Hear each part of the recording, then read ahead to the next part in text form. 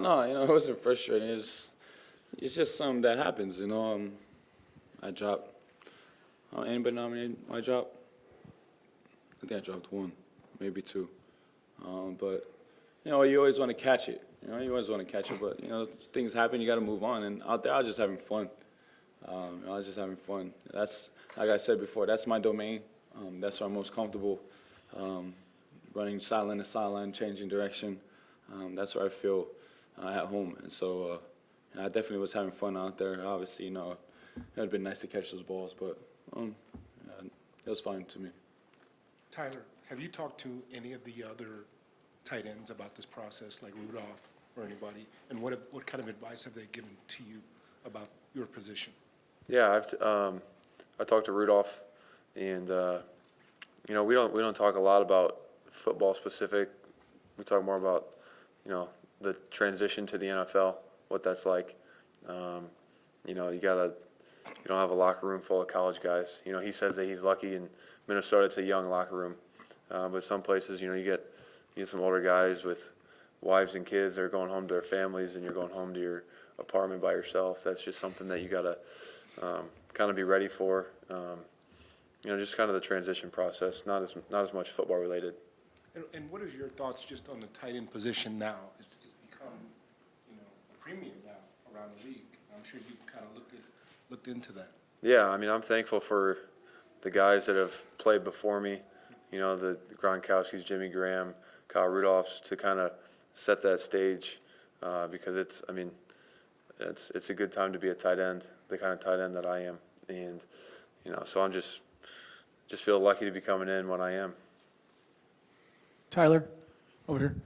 There's some people who have kind of created a mini rivalry between you and Stanford, Zach Ertz, to see who's going to be drafted first. Does that mean anything to you, or is it something that, hey, I want to be the first tight end drafted, or as long as you're in the first round, you don't mind, or have you heard, what are your feelings on that? No, I want to be the first tight end taken. I think it's kind of silly that this become a rivalry. I saw him at the combine. He was a cool dude. We hung out the whole time, and I think I'm doing everything I can to be the first tight end taken, and that's what I hope to be. Tyler, I'm just curious what kind of feedback you got in some of those interviews from last year, basically playing wide receiver, and how much that might have helped your stock coming into this process. Yeah, I think teams like my versatility this year. I explained to them that I knew our entire offense. You could put me in any position on the field, and I'd know what to do. So that gives some offenses a little bit of flexibility to move me around and create some mismatches or just things that a defensive coordinator has to be worried about. I think I have that ability to help whatever team I'm on. Mantie, just briefly, one of the criticisms we've heard recently is just because of your 40 time that you would be a two-down linebacker.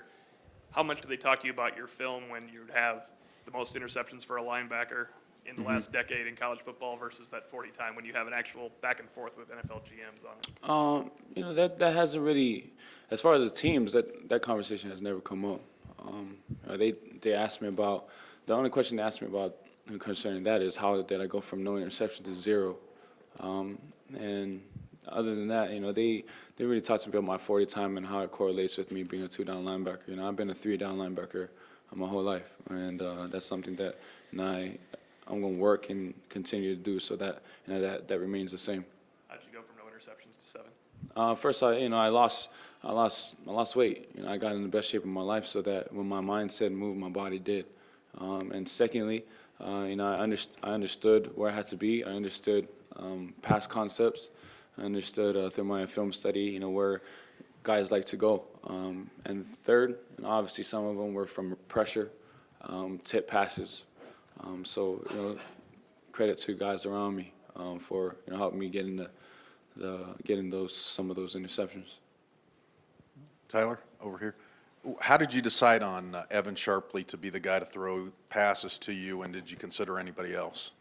Good. John Goodman. He got hooked up with him to throw for him, and my agent was looking around for a quarterback to throw to me. I think Brady Quinn's name was in the equation, and some other guys. But me and Sharp, we were on scout team freshman year, so we had a little connection from that. And once I found out that he was throwing, he throws a good ball, and I like catching passes from him. Mantie, it sounded like John Gruden hooked you up with Derek Brooks through your appearance on ESPN. Can you talk about that connection with Derek, what you learned from him, and are you still in touch with him? Yeah, whenever you see, a guy like, Derek Brooks walk into the building, somebody that you watched growing up, somebody who's done what you're trying to do, it's definitely a great blessing to have him there. And he just told me, just be myself, be humble, and to go out there and make plays.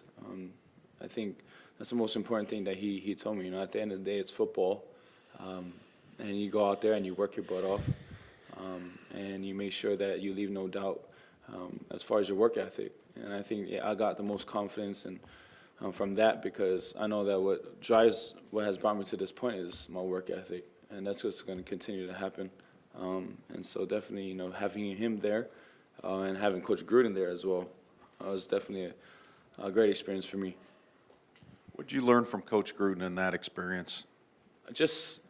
He taught me so many things.